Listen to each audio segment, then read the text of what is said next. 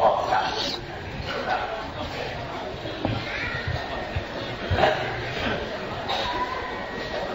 ที่จะธรรมะประหารยาจารีพันเกขมาโยเจยามยามเอาไปยุติโยดานดานโนวันทุกพันดีละเดียวใจแดงกลางกลางคนโบราณทั้งที่ในอันตะกอนทุกท่าทุกอย่างโยธาพระกาศิจานาโดยนิ้วที่มาถือไทยดังที่กาการตัวจริงดังกาการตัวโยจะโบกกาการนาทีนาต้องมาไล่เจ้าไปน้องกาลายาจารีจะบาโมต้องข้าต้องบาทั้งอย่างบรรดาข้าสมุทรตุงปรีคาเนี่ยแล้วข้าผู้ใดเลื่อมมันเลือกหัวมีปัญญานักปรีคา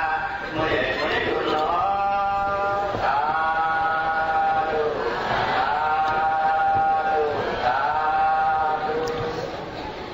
นะโมตัสสะภะคะวะโตอะระหะโตสัมมาสัมพุทธัสสะนะโมตัสสะภะคะวะโตอะระหะโตสัมมาสัมพุทธัสสะนะโมตัสสะภะคะวะโตอะระหะโตสัมมาสัมพุทธัสสะนะโมโยมุติมุโกยัมพุงเอาหมุนสูงธรรมราเจ้าเอาอะระหังตุปิละหันตาเลยจัดขัดปัดเกิดเสียงกิเลสาเหงไปอาปากตัดกับเสียงเย้านอสัมมาสัมพุทโธตุนหกใดสัพพุตยันเติมไฟไม่หยอกโกที่คำนั่งเนือปรางวงแสงเป้ที่สงดีมันตั้งหาเย้านอวิจาจารณะสัมปันโนเจ้าผู้เจียงยังวิจายันวิจาสามวิจาเปจารณะตลา15สุขโตตุนจากกายเอาเข้าสู่วิ่งคำมหานิพพานโลกาวิตูตุนโหเจียงโลกาสามปานเย้านออนุตตรเป็นตุนทอดตุนเมตกุริสากัมมาสารถีตุนสั่งสอนยังสัพพุริสาดังเสียงเป็นนายสารถีพิญญาขนาดยังมาไปตามนันยาวสัทธาเทวมนุษย์นังตุนเป็นสาสมาสั่งสอนผีสางสัตว์คนเย้านอปุถะตุนโหเจียงญาณิยาสัจจาสีปามีทุกขสัจจาสมุทัยสัจจานิโรธสัจจาเมฆสัจจาเย้านอภควาตุนญาณหลังหกนิ้วเป็นเขียวเป็นลำพวกตัวกิ้งพระเป็นเจ้าเอพยาญาติปิตินาเทวาเดินมาผีสางสัตว์คนอ่อนกันตุ้งถ่อมเอาข้อเสียงดินทำข้อดีกำแม่พระเป็นเจ้าอ่อนกันออกจากน้ำหุ่นหนออกข้าน้ำสีเมอ่อนกันเวสยังที่สาธิสาราเพียรที่มรณะตุข้าตั้งเส้นเฮริวติติงขีมานิปันนาตีกับยินนันยาวอาหันวากาวนตามีก็น้อมไปพระตัวเจ้าตลาตัวเจ้าสังฆาตัวเจ้าเจติโตธาตัวมวยตัวสันตัวยุคทุตัวยุคฟ้าตัวพระเป็นเจ้าสู่แสนฟ้าปัจเจกาพุทธามันสู่แสนฟ้าหันตาเจ้าสู่แสนฟ้ามหาศิวาริตาเถนเจ้าเหมาพระกุฏเถนเจ้าสีบาตาอย่างเนาสีบาถวังตายเอาขาดตั้งหลายย้อนผู้โจกันต่อย้อนไปย้อนสาเจอดอกงาเสียงงาคำพระเป็นเจ้ามิในเมืองตาวาติงสาเจอดอกงาเสียงมิในเมืองสิริหลักกาสิโพเจอดอกงาเสียงมิในเมืองกันธาราธาเขสังทอย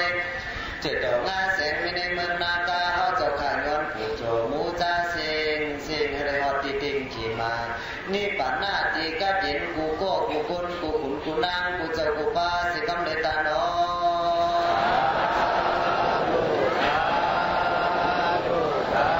ปัญจมาเลจิโนนาโทปัตโตสัมโพธิโนตามังจัตุสัจจังภกาเสสิธรรมาจักังปาวะตายิ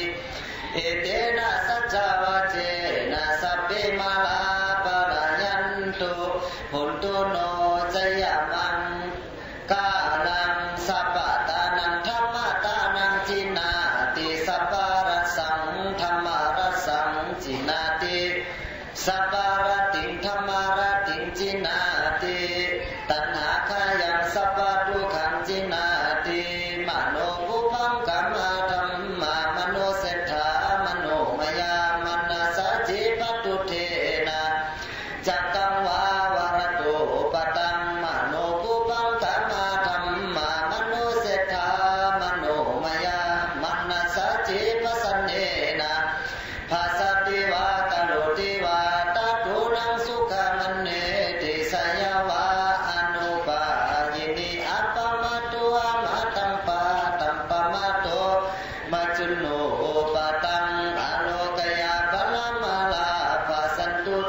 ปรมังทานังวิสัสสะปรมายาตินิพพานังปรมังสุขัง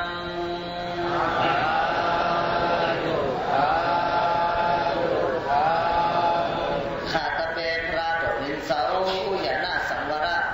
เจ้าสินธรรมมุนจุ้มเมืองพงที่สามดินแดนเมืองจุดตุ่มการที่จำน้ำของซ่องไหลลงกว่าที่ตั้งจองถัดรนลืมเมืองพงถัดมือต่อแจกถัดเม็ดกีสาคำราเป็นเจ้าขาตะเปย้อนไหวย้อนสาพระแม่ตะลาแม่สังขาแม่ย้อนไหวย้อนสาสละสมาเจ้าสาโตลุงจอมปิดกาเจ้าสาโตลุงเจ้าสาโตลุงจอมมือต่อเจ้าขาเมืองปังลุงกูเจ้ากูป้าองค์เลยเจ้าสาอันใดจับจองห้องไปมาเจ้าสาเมืองสีพ่อจ้องหมู่สู่เจ้าสาตีวิงเจ้าสาอย่านองเมืองนำลันเจ้าสาวยามาเมืองเก่าปันกันมาผิวศาสนาตีศาสนาฮอตลาปันก้อยช็อตผีช็อตปนจอมตามากูเจ้ากูป้ามีวาสาอยู่กูเจ้ากูป้าขัดตะเปย้อนไหวย้อนสาย้อนนักข้าพระเป็นเจ้าขัดธรรมะปันอวตารกาถาธรรมะเทศนาก็ตอนหน่อยนิดนึงชดวิริยะสัตวะวิ่งคำปังหลงตั้งเสียงได้ถอนหูพังยินเสียงดินทำคำสั่งคำสอนพระเป็นเจ้าเจ้านั้นเมื่อไหร่วันไหนก็เปลี่ยนวันเดียววันดงวันหนูวันห้างเป็นวันสตางค์เมื่อแม้เตะๆก็กลัวปีศาสนาพระเป็นเจ้าเสียงให้ยา2เอง5 บาทไป43 บาทเข้ามาในห้องต้องเดินพบหลงแนมมาว่าได้4 คำเมื่อไหร่ตั้งเจคะเนเมื่อไหร่เขาจะสินทำมุนจุ้มเมืองพงในก็เลยมหอดมาแถวเว้นปานลงแทนเป็นปอบทน3 ทน 4 ทน 5หรือเขาก็ใครต้องเดียวมือป้วนมานั่น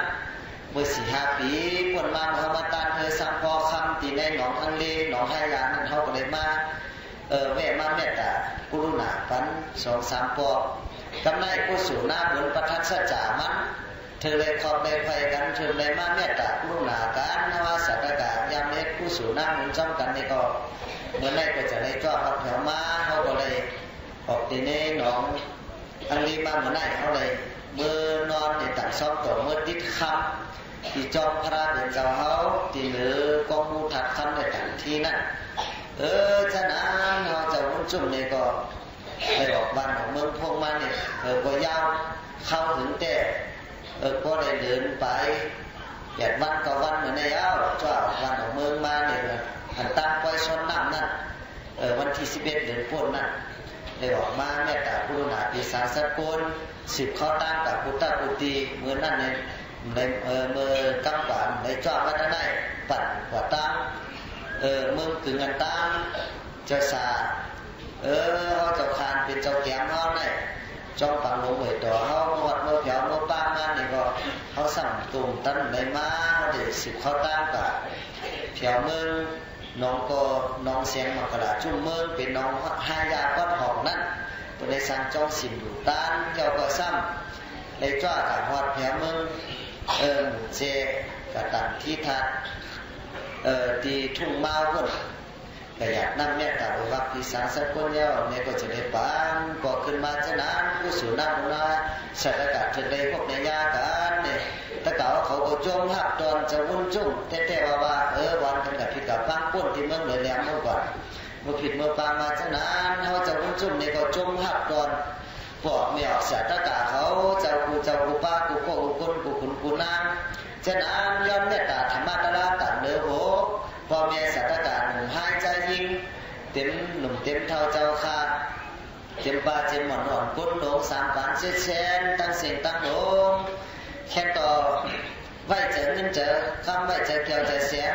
ไหวเจอปึกเหมือนเช่นล้าไหวเจอขาวเหมือนเช่นนุนเสียตุ้งถอดเอาข้อเสียงกำทำข้อดีกำแหนก็ตอนหน่อยนิดนึงนะครับติลัดติพ่อติเปียวติสนาธรรมะติสนาเฮาพ่อลัดมันได้จะเป็นธรรมะตลาจะวุ่นจุ่มนาเป็นกำสังกับสอนพระเป็นเจ้าร้อนๆไปกะห่อซุปจะวุ่นจุ่มในสมุติสัจจะในลาดกับพ่อกับแม่ตาวิญญาสัตวะจะวุ่นจุ่มในเหล็กกะตลาดจอดบ้านจอดเมืองก็ได้ถึงในมาตัดที่เมืองปากหลวงเนี่ยเหมือนมาตัดที่กอง มูคำเขาเป็นจิกเป็นจอมมันเมืองปังหลวงเป็นเงาวันเงาเมืองใต้ทั้งเสียงก็ว่าเป็นปังหลวงเป็นตีศาสนาจึงใต้เขาเบื่อเฮิงเปิ้งเสาชิมหันจ้องเป็นอากาศหลวงจ้องหน่วยต่อเขาบอกตั้งเอาที่ไหนเนี่ยเหมือนจะมาปันมักกะลาดีมักกะลาแมทมา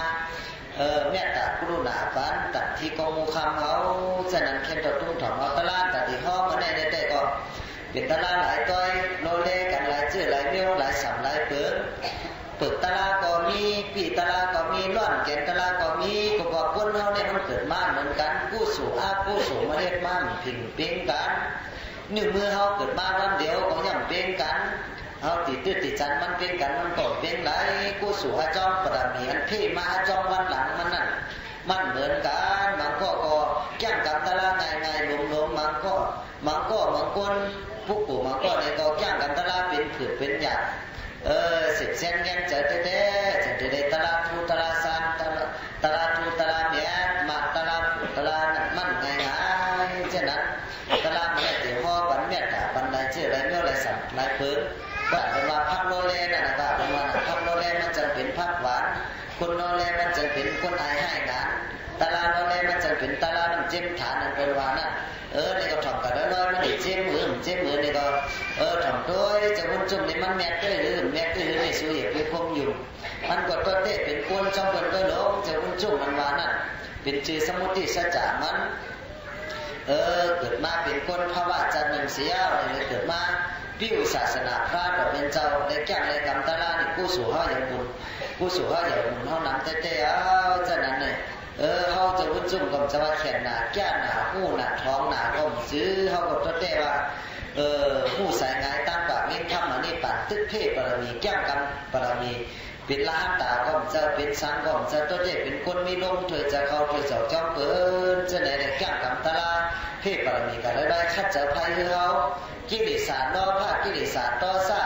กิเลสโมหะกิเลสก็ย่อมเป็นการยานแล้วก็การขันทีปรมีสัทธาสติวิริยะสมาธิปัญญาแก่งกำหนดเสน่ห์ก้อยฉะนั้นเฮาว่าสัตตกะตั้งสิ่งตั้งโลกทั้งหลายเฮาเกิดมาเป็นคนมนมาเป็นทานยังดินกินข้าวเป็นโมมายาศาสนาพระก็เป็นเจ้าเฮา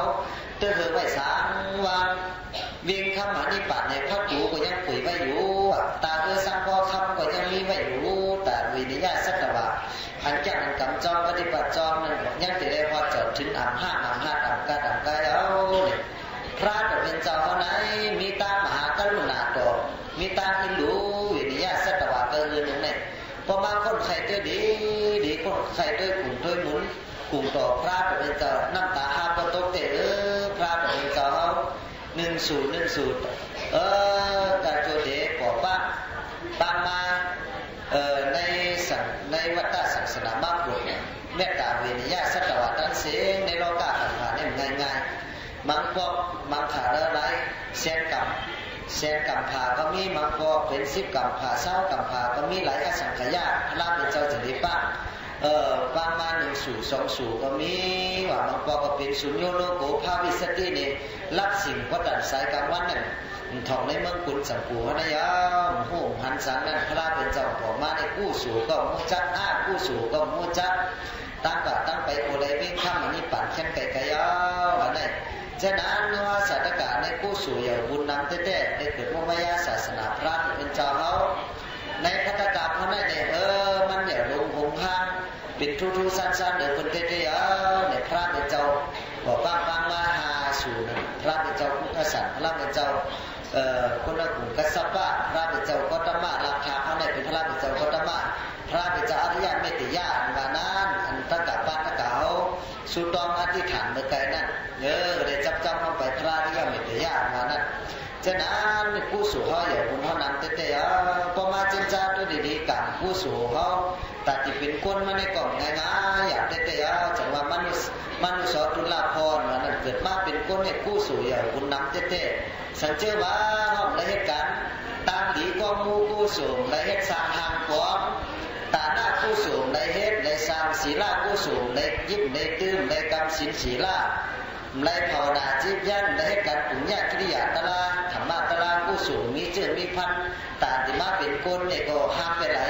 เขาติปัดกระตั้งละปัดกระหามองอะไรปัดกระหามองอะไรบิสิ ปิกตูปิกตาอสุรกีอภิสิทธาอลับสีปุงนั่นปัญกาหาสัตตริสัตตัวเล็กตัวใหญ่เกิดเป็นสัตตริสัตตัวเล็กตัวใหญ่เป็นงูเป็นม้าเป็นแมงคือเปิดถือข้อบัดเนื้อถือนาคาใส่กันแลกกันง่ายก็เป็นห้าก็เลยแล้วมันดีกูเตี้ยๆสังสารนุ่งในพอมาจินจันก็ดีๆมันดีสังเวกาตะลามันดีอิ่มดีจันเตี้ยๆเนี่ยวิญญาสัตวะตั้งเสียงตั้งหลงตั้งหลายอันเกิดเจ้าตายเจ้าเกิดในโลกาไหนสังเจวะดูคนเฮายิงก็สัตวะตัวเนี่ยสังเจวะดูคนเฮาเนี่ยพวกภาคเน่าเข้าดินกว่านี่ก็เดี๋ยวมาก่อกันในพระเป็นสวรรค์แต่ดูวิญญาสัตวะยังตีสูงเลยร้อยมีปุราตอนก่อนยังตีสูงเลยร้อยสมเมืองก่อนแบบอันวิญญาสัตวะตั้งเสียงอันท่องเที่ยวเกิดตายท่องเที่ยวก็เราเป็นป่าเที่ยวสั้นแค่ห้าก็เราเป็นตีบ้านก็หัวตายดูก็บาปก็เบื่อกับเสียงเนี่ยสังเกตว่าสัตวะนั่นน่ะสัตวะตั้งเสียงเลยหลุดไม่ห้องไงในเกิดตายในน้ำตาตัวมุกตายย่อยในทุกข้าขันเจอซ้ำเลยในโลกาสามฝั่งไหนสังเกตว่าน้ำตาวิญญาสัตวะหนึ่งตัวยิงก็ในสังเกตว่าน้ำตาแห้งเหือดหายกว่าในเจ้ามอลุงสมัดตุ้งก็มีสังตุ้งยาวเนี่ยนั่งสมุทรตลาดสินเมเนี่ยยังตีกี่หรือน้ำตาสัตวะกันเนื้อมันดีกูเต้มันก็ผูได้กินเนื้อมีได้กินเนื้อผูมันก็ผูแม่ได้กินเนื้อลูกได้กินเนื้อผูแม่บางก็ลูกหลานได้เกิดมาเป็นผูแม่ก็มีผูแม่เกิดมาเป็นลูกเป็นหลานก็มีท่องเที่ยวเกิดจะซ้ำขึ้นตายยอดซ้ำขึ้นแต่มันน่ะตายยอดซ้ำขึ้นแต่มีเธอแห่พามาอย่ายอดเท่าหลังกองฝุ่นตายเจ้าหมอกไฟอันนั้นยาวจากว่าสังสารในลูกค้าเสียคนยาวอันที่ยาวเลยสังสารก็มีสังแทนอันที่ทุกข้าเลยสังสารก็มีสังแทนอันที่ทุกข้าเลยดุมขันธาหาเบิ้งนี่ก็มีสังแทนอันที่ทุกข้าดุมทุกข้าเลยขันธาก็มีสังแทนฉะนั้นเขาเกิดมาเป็นคนเนี่ย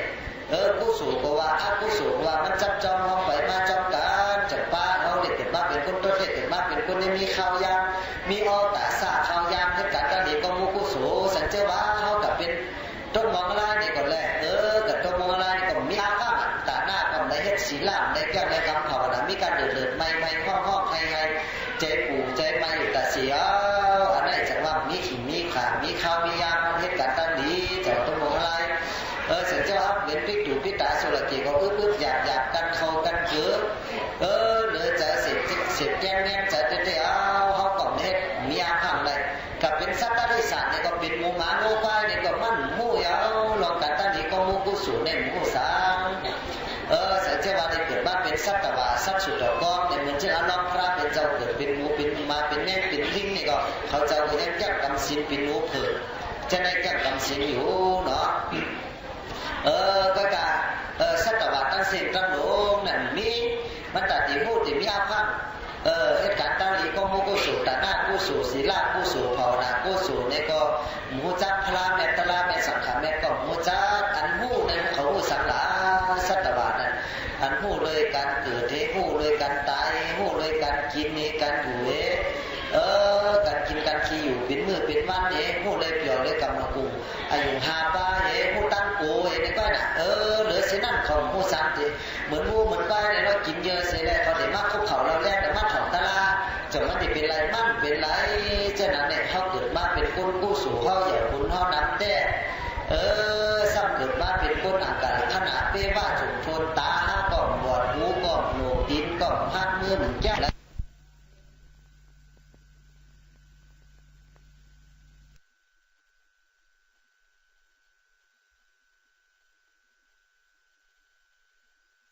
เขายังเห็นมันสิ่งกับซุ่มกับอะไรก็อย่าไปเกิดมาเป็นคนซุ่มจัดซุ่มหาว่าอย่าไปมันซุ่ม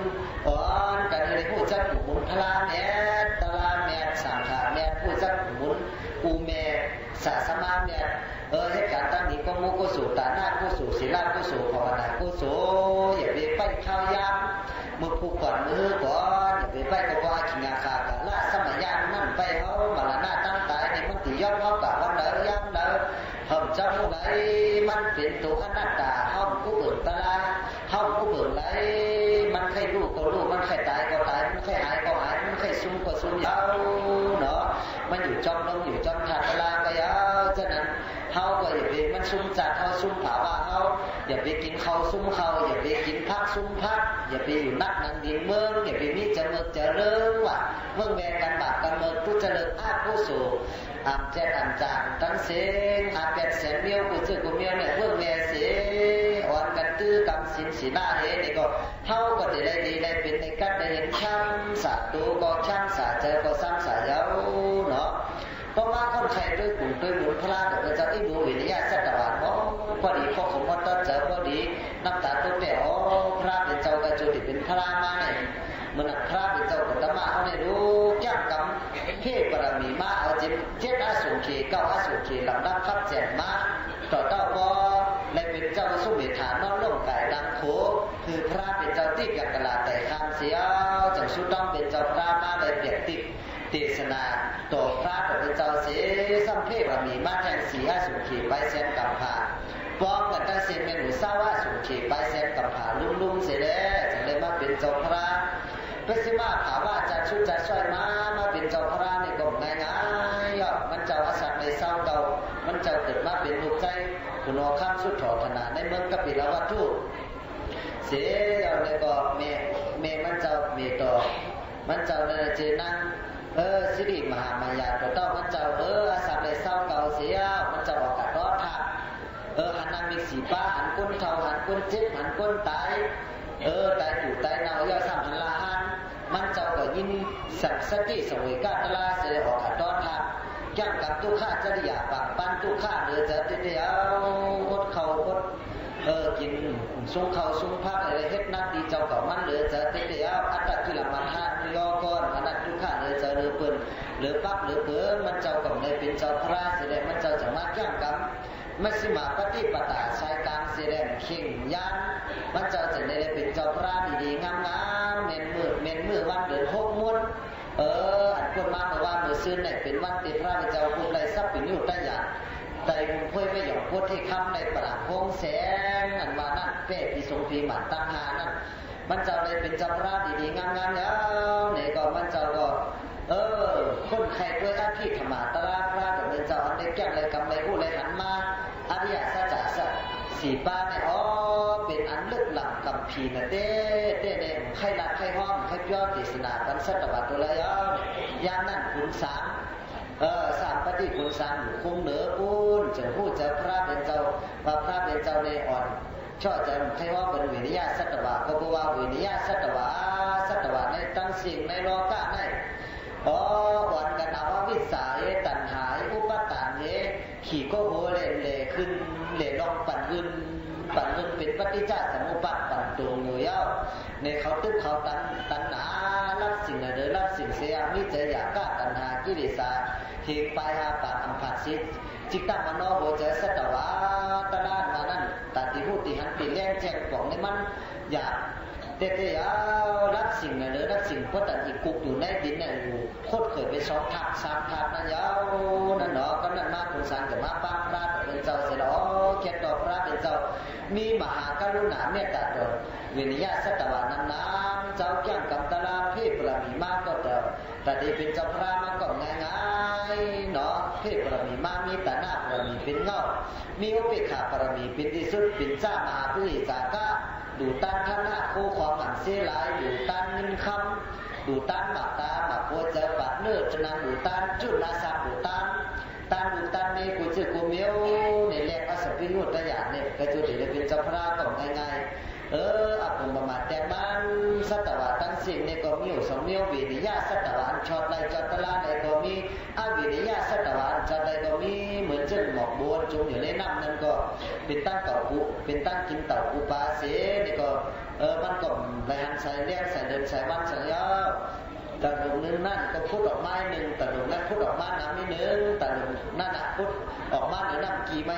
อีกหนึ่งเพราะว่าสายไอหยองกลางมันมัดตอกใส่อีกหนึ่งก็เซลไอพร้อมเกสรหมอบูนี่ก็ตีออกมาเนี่ยพระเป็นเจ้าจันทร์ต้องเอาที่นั่นเสียเนี่ยจะมาพอตลาดเมตตาจะตีกองห้องเปล่าพระเป็นเจ้าจันทร์จ้าเมื่อปราณาสีนั่นจะเมื่อพอตลาดวิยาสัจจะสีป้าธรรมะตลาดเป็น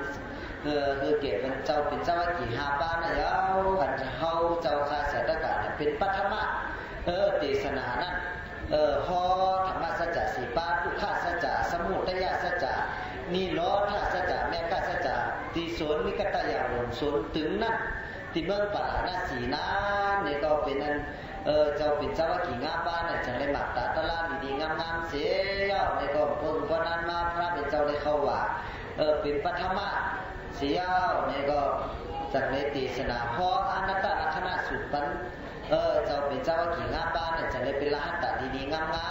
มๆตัวเต้าพระเป็นเจ้าเฮาเลยชอบวิญญาสัตวะสูนๆสันๆในกุฏจำผูตั้งเสียงเลย45ว่าลุ่มๆเสียอาสามันเจ้าเลย80ปีเสียเอาเลยก็มันเจ้าจะได้จัดเข้าตรงศูนย์หมากหาคำดีๆงามๆนั่นรู้สึกคุณพระเป็นเจ้าได้ง่ายๆเมื่อที่เข้าสู่ศูนย์หมากหาคำติมศูนย์หมอกเป้าศูนย์ปั้นสาวเห็นศูนย์หมอกเป้าคุณเอาคำมันหลายย่ำนะพระเป็นเจ้า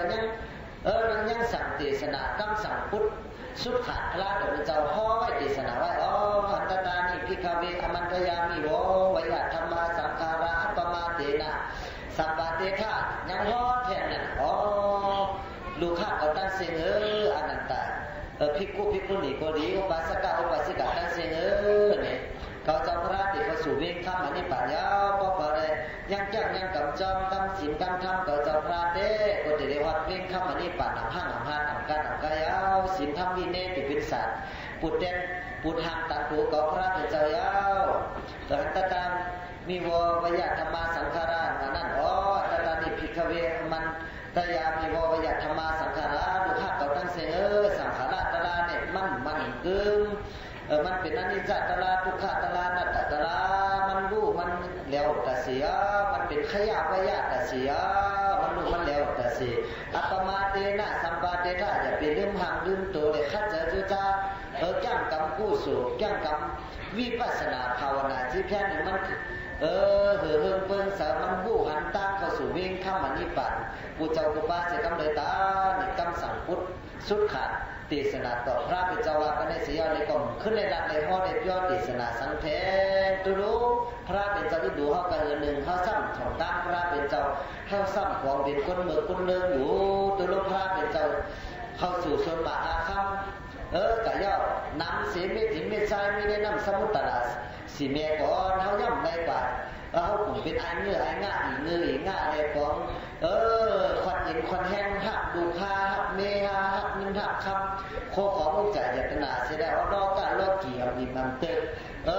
บอกเอาลอกผ่าก็ทราบว่าในขี่โคเขาเด็กขึ้นเหรียญลองแล้วได้เข้าสู่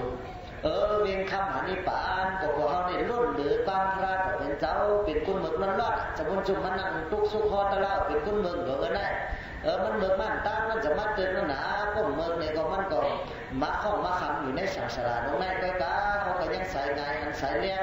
ศาสนาคำสั่งคำสอนพระเป็นเจ้าเลยยังมีสติตระยกเน็ตเพชรกูเสียแล้ว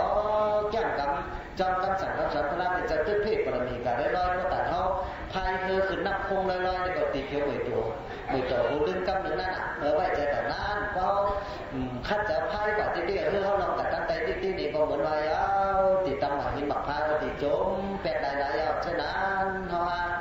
สัตว์กัดตั้งสิ่งตั้งหลงตั้งหลายอยู่ไปเข้ายำอันนี้จะวุ่นจุ่มก็มีตามเมตตาอย่างนำเสด็จทุกตึกส่วนนี่แหละเมตตาปานพ่อแม่สัตว์เก่ากูพ่อกูคุณกูคุณกูนำปากหนึ่งอะไรผู้ปัญจกลุ่มต่อหาเพิ่งกลุ่มพระกลุ่มตะลากลุ่มสังขากลุ่มสัตสมาโกเมนี่นำปากสองเคยเบิ่งแวจัดกันอ้าผู้สู่ตั้งเสียงอย่าซ้ำเหตุการณ์ตั้งหลีกองมูผู้สู่กุจนาวันคำซ้ำเมจิตเมจะสื่อสารตัดเสียมีสื่อเนี่ยดีมีการพูดกันเดียวเนี่ยดีเพิ่นว่าจะไม่กดเอาเฮ็ดแอบเล็กกดเอาเฮ็ดเคี้ยวคนกดเวียนเหลือจากกันในลองเนี่ยน่ะอันนั้นเป็นคำสั่งคำสอนพระเป็นเจ้าเราหรือว่าเจอชื่อเจอเสากูก็กูคนกูขุนกูนางอย่าซ้ำเคยมีเป็นในสุตระสีป้ามีเมตตากรุณามุทิตาอุเบกขา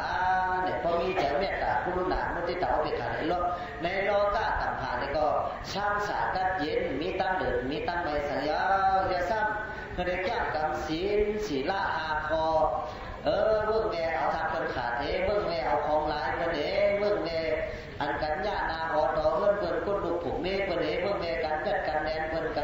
หลักการท่าสอทรงกงจ้าก้ามอันมีอย่างเมเสอก้ามอันอย่างเมเอา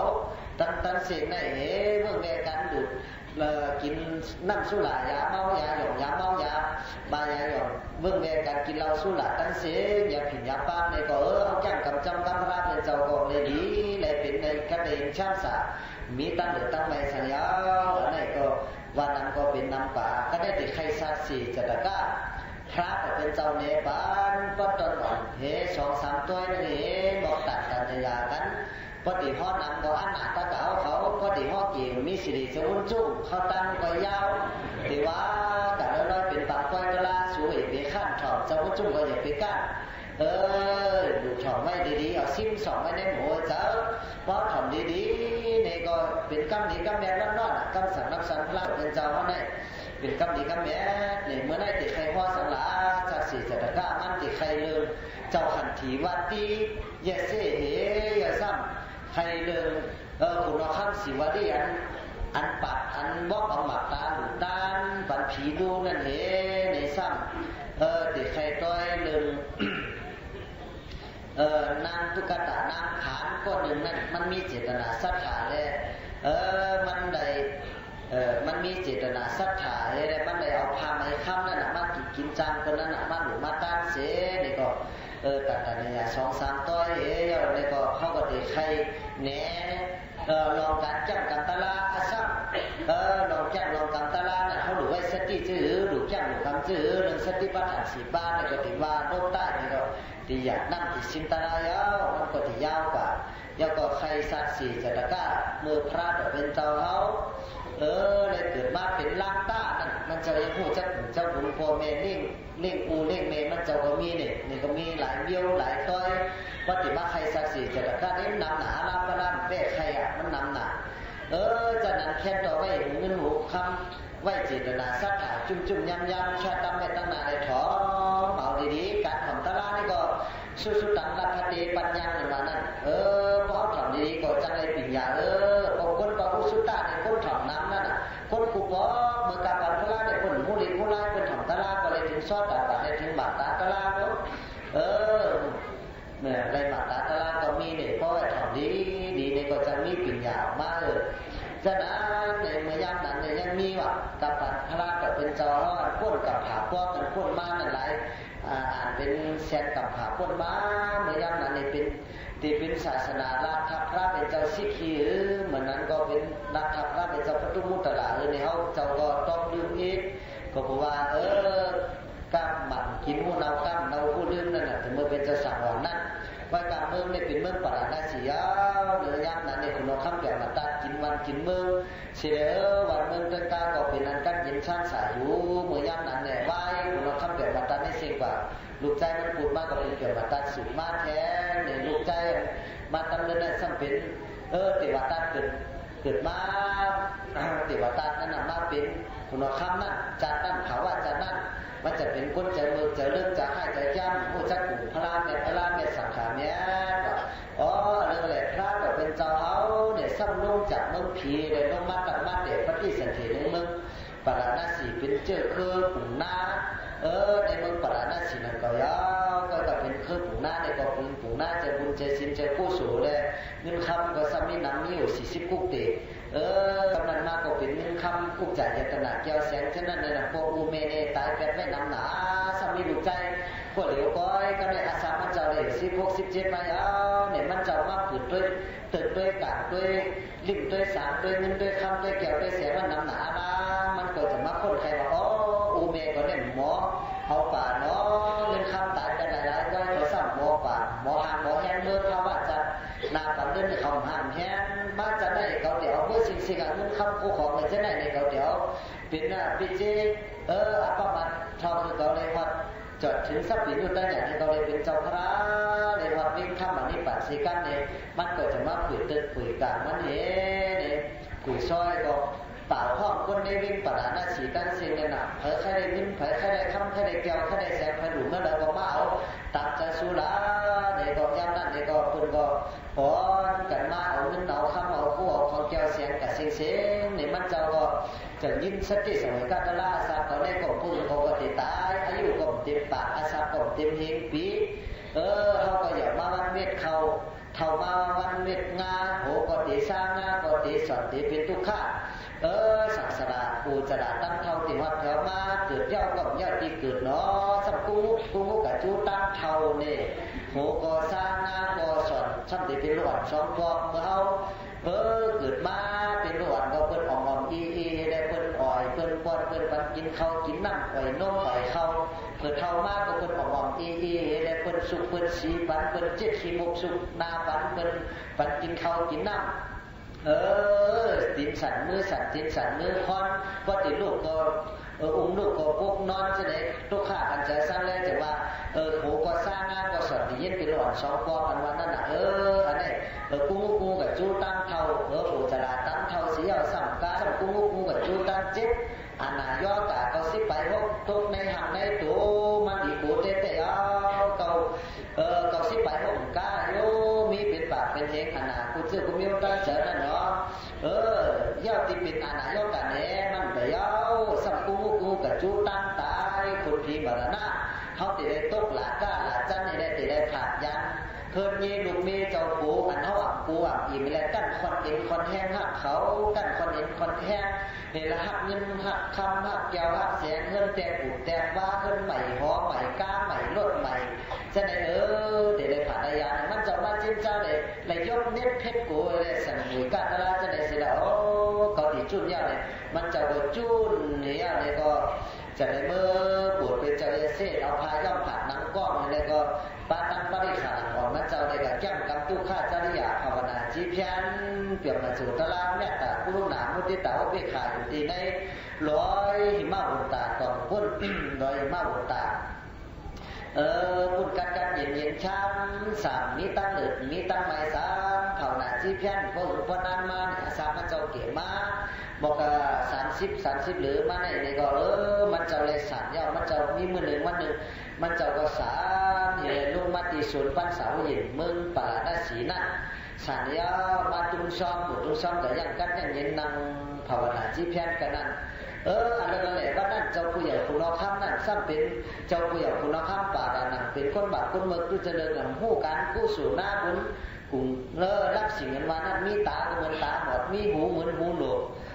มีมือก็เหมือนมือหักหมอหลุมหมอไว้หมอขึ้นจ้องล้อมบอกนั่นน่ะมีตีนก็เป็นตีนหักตีนพุทธตีนขันหมอกะวัดกะจ้องหมอกะหาคนสู่ตะก้อนนั่นน่ะมันก็เป็นคนเมืองเลยของกินเหล้าเมาเนื้อเหล้าเมากำอะไรอยู่จอนเช่นจอนนานเช่นหนึ่งกูมือกูวันกินเหล้าเมาแปลงอยู่เช่นนั้นที่ได้เป็นเกี่ยวเป็นมนหุ้นห้าไว้มันน่ะเนาะกินเหล้าเนี่ยมันหยอกเลยโลอยู่รายได้เนี่ยเขาก็หยอกเขาเมาปิ้งก็จะเขาอย่างน่ะเมามีห้างเมาดูเขาเมาเงินเมาคำเมาเกี่ยวเมาเสียงเมากะเมาขายเมาจมบูเมาจมไปเมากูเจอกูเมียวซ้ำมากินเหล้าแทนซ้ำกินยาหยอกแทนยาวาแทนแค่หยอกน้ำมาโย่แค่เมาหนามันก็ได้แต่รับสิ่งหรือรับสิ่งเนี่ยมันตั้งปากตั้งแรงเสียพอสายเดือนสายวันของในพระตัดจิกุอยู่ในดินน่ะพระตัดจะวุ่นจุ่มกับเมืองกึ่งมือว่ามือซึ้นพอถึงพอนั้นน่ะแต่ยาเป็นคุดอีกุอยู่ในดินน่ะพี่น้องมาเนี่ยสู่จะหูจักอะไรเขาว่าเป็นอีกุเนี่ยจะสู่หูจักเนี่ยเขาหูจักอันนั้นรับสิ่งหรือรับสิ่งสู่เขาหูจักมันทองละยี่กับจอมเขาเดี๋ยวตีทานนักอุปิ่มเขาตีคุมป่าเยียวเจ้าสามล้อกับอยากนั่งกับตัวสวยกาตลานั่นเนี่ยฉะนั้นรับสิ่งหรือรับสิ่งพระตัดจิกุอยู่ในดินน่ะก็ได้มาขุนเอาข้ามนั่นก็มันก็มือนั่นวันนั่นเนี่ยก็เขากินเราอิ่มเสียกินเนื้อกินเราเนี่ยก็ขี่เนื้อคอจ้างมังกรมันนั่นมันเป็นมังกรแล้วจ้างก็เหมือนวันจ้างก็เมาจนกุนนายโย่กว่าตามกะตั้งจึงตั้งนั่งมันเป็นหาปากก็เสียตั้งอามาถุงหน้าเสียมูมัดมันก็อ่อนกันมือแต่เรียนในส่วนภาษาเห็นมันก็มันนอนเหนือตับเหนือขานั่งจึงนั่งนัสนุนนั่งนี่มันจะนั่นน่ะมีน้ำหนักรถกินเหล้าเนอนนั่นน่ะเขาก็นั่งว่าก้นมันวันเหนือแค่เหนือขาเป็นไข้เลยนอนเลยปั่นเป็นไข้เหยาส่วนบอกส่วนวันก็ได้กว่าแต่มันนอนรับคนดีเมาเราเนี่ยปิ่นปุ๊กก็ตัดหมูนั่นน่ะเนาะคนก็ไกวยกหูมันลอยนอนเป็นเนื้อเต็มหินที่นั่นนี่ก็นั่งตั้งเสียงอ่อนกันเหล่ไตเหล่เนื้อเก็บหมอกเก็บหมากเอาเหล่ได้ถึงสวนป่าไม้ปั้นเสาเย็นป่ามานี่ก็มายาใส่เจ้าลาเจ้านั่นน่ะเจ้ายาซีอุมาขัดที วัดที่นั่นจะเสียนั่นมันจะภาวนาอยู่ที่นั่นเนี่ยอย่างกันเห็นมันจะหันตัวเสียก็นั่นมานั่งยิงเขาตั้งเสียงนั่งสนุกนั่งจึงตั้งเสียงอ่อนกันเมื่อผู้โจอ่อนกันกับไว้กับสาเข้มบอกเข้มหมักกับลองมันเจ้าเสียนี่ก็มันเจ้าฮอตลาเนี่ยกะบ้านมาอายุอาสาก่อนเฮาได้เด็กว่าตัดน้ำหมอกเมยได้จับใบยือใบยาในก้อยเอาก็ใส่กำมันจอกเสียมันเนี่ยก็อยู่ดีงามๆก็ใส่กำมันจอกเนี่ยกำก็แห้งเกิดหายก้อยเอาอายุก็ยืนยาวเข้าติดกายเอาสุยปีปองเฮ็ดกุ้งเมื่อกุ้งเฮ็ดการกุศลลีมงามใจให้ใจจำป้องกันเหตุการณ์ตั้งนี้ก็มูผู้สู่ตาหน้าศีลาภาวนาเนี่ยตาผู้หนาผู้ที่ตาไปขาอยู่ตามันจะพอตลาดมันจะไหนนี่ก็นั่งยิงกันสิเนี่ยเขาเจอเขาพ่อเขาเลยท้องตลาดอยู่นะกันได้มาคุณน้องคำนั่นคุณน้องคำเจอเมื่อปานานันนั่นจ้าตื่นขึ้นมาหันมีมันนั่งเจอจะนั่นมันจะถามมูมาตันศีนาอามาตันไปนั่นเขาก็เลยเสียเขาก็เลยถึงนี้ป่าไม่ส่วนบ้านเสาเย็นเนี่ยกับญาติเจอสิเขากับถมตะลาในว่าเนี่ยว่าสังกัดนั้นมดเจอสิบ้านเราเนี่ยเอาไม่ห้ากับมดได้เนี่ยมันก็เป็นตัวสร้างว่าจะลำเสกับเสียก็เน็ตเน็ตไปเนี่ยมันก็เอาเลี้ยวหนูมันก็กะหานั่นน่ะมาเป็นพลังมากนี่เขากับสิ่งไม่อ้อมเจอมันจืดเสนานตะกะลงหัวข้ามเขาเป็นเจริญสิขันถีวัดที่จึงเด็กมาเนี่ยก็เขาจือว่าขันถีวัดที่เขากับแก้มกำภาวนาอยู่ในป่าไม่ว่าหมดแต่เขาสั่นมาอย่างกันเห็นมาปึงหงมุปึงพุยปึงกัดปึงเห็นในส่วนบ้านเสาเห็นคุณเอาข้ามต่อได้เลยว่าเป็นคนทำขันถีวัดที่มันจือว่าคือหลานเนี่ยจือว่าขันถีวัดที่มันกล่องสังหาเนี่ยมันตกบอกว่าขันถีมีตั้งอดตั้งเยื่อขันถี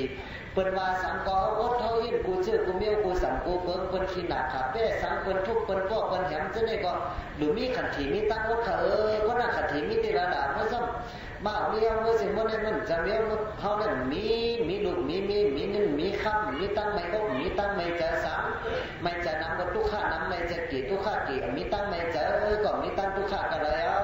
เฮาไม่ให้มีผาน้ำมีกอบออกสปิดย้อนเปิ้นกินชมคนไหนกันนามันก่อนขันทีมันมีกระดาษมีแขนขนซ้ายเนี่ยจื้อแบบมันก่อนเลี้ยวลงเนี่ยมันเจ็บแขนขนซ้ายมันจะเลือดพวกปุงออกสันๆแล้วกันเนี่ยมากก็เลือดพวกปุงออกขันทีมีที่แขนขนซ้ายมีในหมูเจ้าเนี่ยขันทีมีแขนขนขวา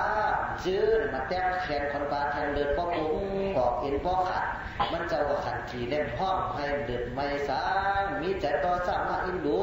เมื่อแต่ผู้หนาแต่เสียซ้ำก็จะมาเจ็บขาขวัญไส้แทงเลยก็ขาก็พุทธขาดกันนี่ก็มันเจ้าขันทีมิติขามิติเจ้ามีนั่นหมูเจ้าเนี่ยมันก็ถอดแจ็บขาขอนกาแทงนี่ก็ตีนขอนกาแทงนี่ก็เลือดก็ปุงออกเอ็นก็ขาดก็เลยมันเจ้ามามีเมื่อแต่ผู้หนาแต่มีตัวซากก็ถ้าจะกับใส่ลำปันนี่ก็มีขันทีมีติจิคุหลังในโยเนี่ยมาขึ้นมาปัดจิคุหลังในแทนเนี่ยโอ้เนาะมันจะมีขันทีมีติจิคุหลังเขามีติในเจ้าเนี่ยเพราะนั้นขันทีมีติหูบินหูในโยเนี่ยมันแทบบินหูคอนไส้คอนฟ้าแทนเลยก็กันน้ำเลือดกอกน้ำมาตุกน้ำมาติ๊กเนี่ยก็เมี้ยวเทวตาเมี้ยวเหมือนหลานกันคนที่มาในขนาดนั้นกูจัดกูปั้นเนี่ยก็ได้มันเจ้าก็เลยเจอเลยข้อเนี่ยมันกดก็สร้างว่าจะลำเสกับเสียมันกดจิ้มเจอมันอะไรปัดจิ้มปัดมือเนี่ยก็โจตั้งดูโจตั้งนี้มันตั้งสิ่งนั่งจึงเลยเสียอ่อนกันก่อนจากสุดปั้นเสาหินบอกในซาว่าเนี่ยก็นั่งมันหลุมออกมันตัวมองอะไรนั่นกลึ่งเนี่ยก็กระตุกมหาวิจิตมองอะไรเป็นเทวตาก้นขึ้นพ้นมองอะไรมาเสียมาเกิดเป็นก้นนะครับมาเกิดเป็นก้นเนี่ยพระเป็นเจ้าเขาเนี่ยเกิดเป็นสัตวะเป็นหางเช่นเนี่ยมันก็ขึ้นมาในมวยหลานให้มาเฮ็ดแห่งพระเป็นเจ้าเขากูจัดกูปานจะเลยเป็นเทวตาแน่นะก็ในขันทีวัดที่ก็เลยพ้นจิตขาดตายกว่าได้เลยก็เลยออกมาที่นี่ก็จัดนั่นเลยตายแต่ซุ่มจัดซุ่มเผาว่ามันจะได้ตายกว่าในก็มืออันตั้งนั่นเลยก็อามาเพราะนั้นซ้ำเจมุนเจสินเจกู้สูงมาล่างนะ มาหลังมาทูสีดีๆงามๆนี่ก็มาลุมลามันเจ้าอะไรก็ขึ้นมาสร้างจู่มันเจ้าที่นั่นวายสีมันพุทธที่ขาดอะไรกันในเกิดเนื้อคุณสามคนอะไรศักดิ์สิทธิ์แต่ก้าเจ้าขันทีวัดดีก็มีกันในหนึ่งแค่ตัวอ่อนกันตุ้งถ่อมไม่ในจิตในเจอกูก็กูคนกูขุนกูนั่งแค่ตัวมีขันทีเจอแบบนี้เจอก็ทราบว่าหากเป็นว่าแห้งเข้าหนึ่งยิดหนึ่งวัดเป็นเทียบไทยใจขาดทั้งห้องบ้ามันบ้าใต้บ้าผ่าสารเป็นขี่หนึ่งติ่งเตี้ยเข้าเป็นเป๊ะกิวเขาจะได้ก็อย่างนี้จะนำเขาจะนำเขาเปิดเขาก็มีแต่เมียแต่ผู้หนาแต่ที่นี่ก็เอาน้ำกัดน้ำเย็นเสร็จในก็มันก็ตีกัดตีเย็นกับลอยๆอันนี้ใครคือเดินขันทีวัดที่ก็ย่างตัวหนึ่งก็ได้ที่ใครคือสังหารในพวกคือลืมมาตัวจุ่มก็ก็ได้ก็ที่ใครเรื่องนักตุกตะนักผันเนี่ยตั้งนักตุกตะนักผันเนี่ยมันมีเจตนาสัทธาอย่างละเนี่ยมันชื่อแบบยังมีภาวะยังมีนักผันก็หนึ่งมันก็อยู่ในเมืองใหญ่จะอยู่ที่นั่นอยู่เสียเนี่ยก็มันซ้ำเป็นคนตุกคนผันคนย้อนจัดก่อนปันเดินมันก็เป็นได้ดูได้ตาสามารถนะกว่ามันก็ตำดินตำดินเนี่ยเมื่อแหลกกินข้าวปันคนปันโมปันหุ่นนั่นน่ะโมตีเสข้าวก็มีข้าวตีเสโมก็มีทุกข้าเด้อันนี้แหละวันนั้นพระเป็นเจ้าสัจจะทุงซ้อมเนี่ยจะทุงซ้อมเนี่ยอะไรวันนั้นพระเป็นเจ้าสุญญาณมันมีกู้สู่เจือพันบารมีกู้สู่มันเถื่อนอันตรายอยู่นางขันก็แน่นไหนมันมาหันในอย่างก็พระเป็นเจ้านายพระเป็นเจ้าวันนั้นเพื่อนสัตย์ก่อนเมื่อเพื่อนคนมีเงินมีคำเงินขุนหัวคำก่อนกว่าก็ได้พระไปเจอจ้าขอที่นั่นนี่ก็กับแถวที่นั่นนี่จุกจังอยู่ที่นั่นนั่งผานั่นมันตึกกำดินอยู่กุ๊กนี่ก็มากหลายนาด้วยพระไปเจอจ้ามาปัดที่ไหนเนาะมันก็คุกเข่าเราเลี้ยงไว้สายย่อมันก็ยิ่งเจริญเขาของก็เกิดมาเป็นภาวะคนตุกคนผ่านเช่นนั้นมีเงินมีคำมีสันติอยู่ที่ล้อมเขาซ้อมพักซ้อมอ่อนอินก็พ่อมีตีจืดหลาเนี่ยก็เช่นไหนเนี่ยก็กำไรมาเนี่ยซ้ำมันก็ผิดปางพระเป็นเจ้าว่าพระเป็นเจ้าขาย้อนผิดปางพระเป็นเจ้ากัดต้อขากัดต้อเจ้าย้อนปางกัดตุ้งซ้อมตัดหัวตัดเฮือนนั่นเป็นสัตถีมีเงินมีเขาซ้ำพักซ้อมล้อขาในเต็มมีสังล้อเจ้าเนี่ยปางสองกอกกัดต้อสองกอกพระเป็นเจ้าผมชอบกัดต้อสามกอกพระเป็นเจ้าก็จุกอยู่เช่นนั้นนั่นก็มันตันดินอยู่ติ๊กๆเนี่ยก็มันก็ขึ้นใจได้ว่าเขาแค่ได้เข้าเนี่ยว่าจะได้ติ๊กๆก็ได้ตามมันก็ปลายมาน่ะมาหันก้อนดินเนี่ยยื่นเป็นก้อนเข่ามันก็โยกก็เลยเขาเย้าเนี่ยก็มันก็ก้อนดินมันอ่ะมันโยกนี่แหละการปลูกพระแต่เป็นเจ้าเนี่ยมันก็จุ่มเซ่อปิดที่เนี่ยสาบเสพระเป็นเจ้าอนุโมทนาอันการสุดต้องหมู่มองมีจื่อก็เลยมันทางกันจะได้ข้อกูจื่อกูมีละเนี่ยว่าจะได้เสียเนี่ยก็พระเป็นเจ้าพ่อตะลาเมตตามันก็ได้ถึงซ้อตัดตัดดีๆงามๆโดยที่เจ้าผู้สู่หน้าหมุนนั่นมันเลยตามก่อนดินเย็นเป็นก่อนเขานั่นนั่นในเมืองอีกเมืองป้อสันนี่คนผีนั่นผีก็เอาหมอกยานี่หมอกยาค้ำคืนตกปันมันเสเนี่ยก็มันก็เห็นคนเป็นสัตย์มีเงินมีคำอยู่บนวันนั้นมามันในสิ่งอายุภาวะจะเป็นก้นกว่ามันก็ได้ถึงพุทธาสูตรจันสุทธาวาสเนี่ยก็ได้ถึงนิพพานกว่าอันนี้ก็ศักดิ์สิทธิ์มันมีไว้เรื่องนั่งผ่านมันตานเขาเนี่ยคนดินเย็นเป็นคนเขาตั้นเป็นเจ้าพระเนี่ยก็